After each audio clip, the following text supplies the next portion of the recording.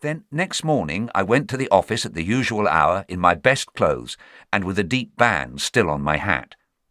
I went to Mr. Toller's room and knocked.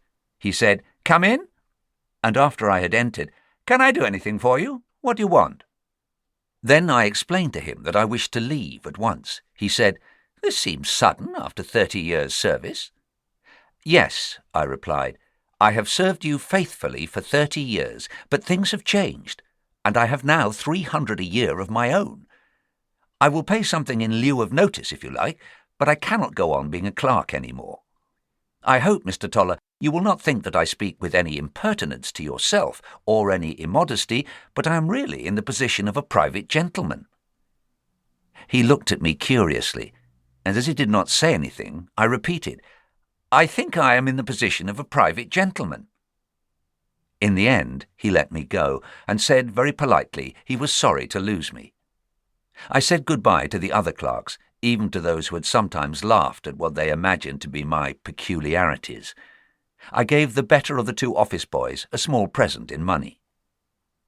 I went back to the Charlotte Street rooms, but there was nothing to do there. There were figures going on in my head, and my fingers seemed to be running up and down columns. I had a stupid idea that I should be in trouble if Mr. Toller were to come in and catch me like that. I went out and had a capital lunch, and then I went to the theatre. I took a stall right in the front row and sat there all by myself. Then I had a cab to the restaurant. It was too soon for dinner, so I ordered a whisky and soda and smoked a few cigarettes.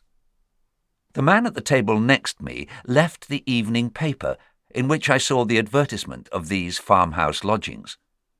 I read the whole paper, but I have forgotten it all except that advertisement, and I could say it by heart now. All about bracing air and perfect quiet and the rest of it.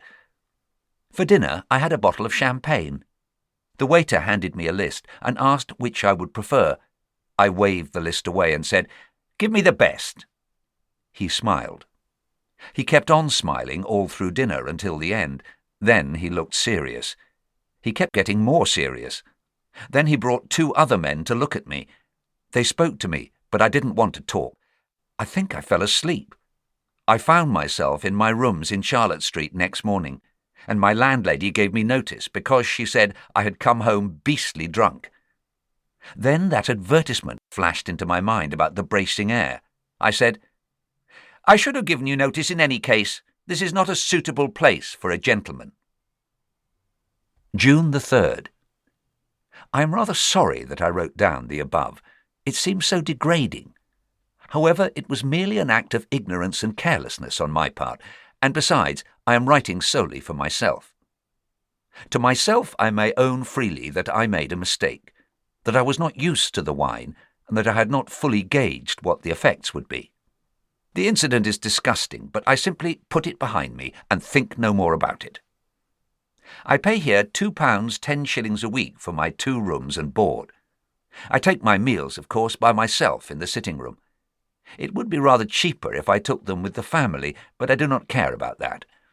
After all, what is £2 10 a week? Roughly speaking, £130 a year. June the 17th. I have made no entry in my diary for some days. For a certain period I have had no heart for that or for anything else. I had told the people here that I was a private gentleman, which is strictly true, and that I was engaged in literary pursuits. By the latter I meant to imply no more than that I am fond of reading, and that it is my intention to jot down from time to time my sensations and experiences in the new life which has burst upon me. At the same time, I have been greatly depressed. Why, I can hardly explain. I have been furious with myself.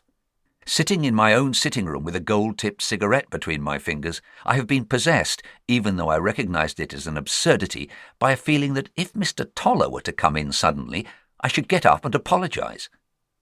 But the thing which depressed me most was the open country. I have read, of course, those penny stories about the poor little ragged boys who never see the green leaf in their lives, and I always thought them exaggerated. So they are exaggerated. There are the embankment gardens with the press band playing. There are parks. There are Sunday school treats.